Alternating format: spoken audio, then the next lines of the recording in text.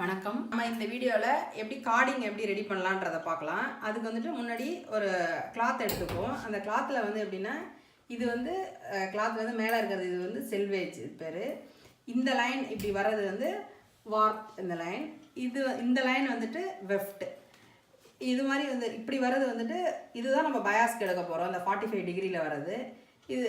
இந்த மாதிரி 45 டிகிரி வர்றது வந்து இது பயாஸ் லைன். இது பயாஸ் வந்து ஏன் எடுக்கிறோம் அப்படின்னா, நம்ம நெக் லைன்லலாம் யூலாம் வர்றதுக்கு அது வந்து வளைஞ்சி கொடுக்கும். அது இதுவாக இந்த ஸ்ட்ரைட் லைனோ இந்த லைன் இந்த மாதிரி நம்ம வந்து கிளாத் கட் பண்ணினோன்னா அது வந்து ஸ்ட்ரைட்டாக தான் இருக்கும் அப்படிங்கிறதுக்காக இந்த பயாஸ் எடுக்கிறோம். இது மாதிரி ஒரு ஸ்கேல் வச்சுட்டு இந்த 45 டிகிரியில் இப்படி ஒரு லைன் போட்டுருக்கோம். ஸ்கேல் அளவுக்கு இந்த லைன் போட்டு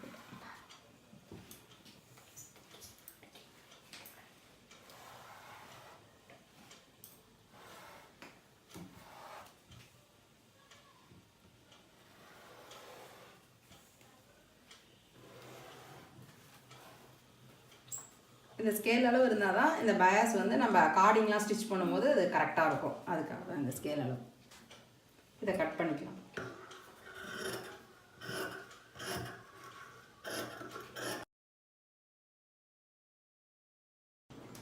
நம்ம இப்போ வந்து பயாஸ் கட் பண்ணிட்டோம். இதை கட் பண்ணதை எப்படி ஜாயின் பண்ணலான்றதை பார்க்கலாம். இது வந்து ரைட் சைடு இப்படி வச்சிங்க. இது மாதிரி வச்சுட்டு இந்த இடத்துலேருந்து இப்படி கிராஸாக இப்படி ஸ்டிச் வரணும். இது மாதிரி கிராஸாக வரணும் ஸ்டிச். இதை வந்து ஒரு பின் போட்டுக்கலாம்.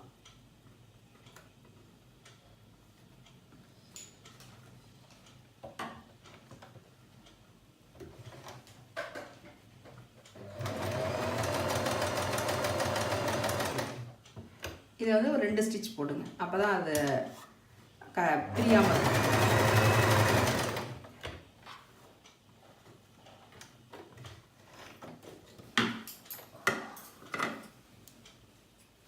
அதுக்கு பிறகு இதை இப்படி கட் பண்ணிக்கலாம்.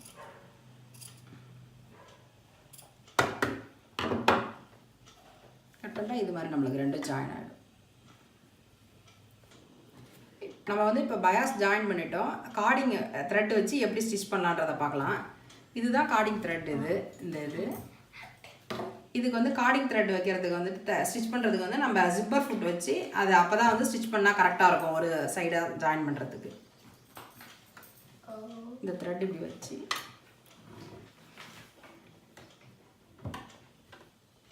அந்த ஜிப்பர் ஃபுட்டில் வந்துட்டு அதில் ஒரு ஹோல் மாதிரி இருக்கும். அது வந்துட்டு இந்த த்ரெட் வந்து அதில் போய் இப்படி பிடிச்சிக்கும். அந்த இதுன்ற மாதிரி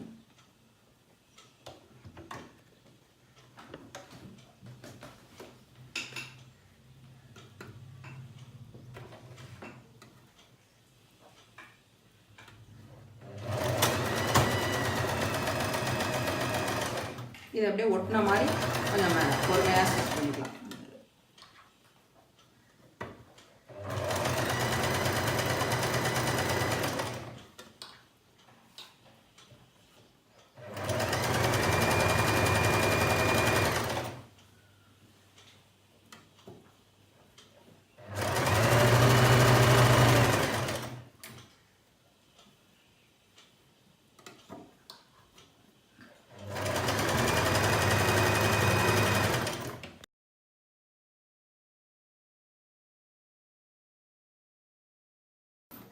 நம்ம வந்து கார்டிங் இப்போ ரெடி பண்ணிட்டோம்.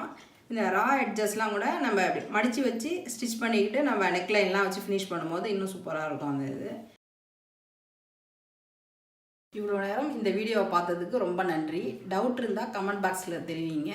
அடுத்தடுத்த வீடியோவில் கிளியர் பண்ணுறேன். Thank you so much.